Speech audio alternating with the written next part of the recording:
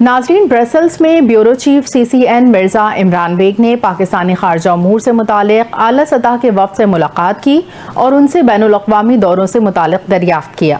Senator شہری رحمان، مصدق ملک سمیت دیگر نے سی سی این سے اپنے خیالات کا اظہار کیا۔ بہت بہت شکریہ آپ لوگوں نے ہمارا یہاں استقبال کیا۔ میں ایک پاکستان کے خلاف بہتان کا بیانیہ بنایا گیا ہے، نہ صرف اس کا سامنا کیا اور ہر میں سمجھتی ہوں موڑ پہ پاکستان کا مقدمہ بہت مؤثر اور ٹھوس طریقے سے لڑا۔ جس طرح کی ہمیں کامیابی اس مرتبہ ہوئی ہے، پاکستان کی تاریخ میں ہمیں کبھی سفارتی سطح پہ اس طرح کی کامیابی اس سے پہلے نہیں ہوئی۔ آپ جانتے ہیں ہماری جھڑپیں ہوتی رہی ہیں پہلے بھی، اور پہلے ساری دنیا ایک طرف جا کے کھڑی ہو جاتی تھی کہ بھارت بڑا ملک ہے، بھارت کی بڑی اکانومی ہے۔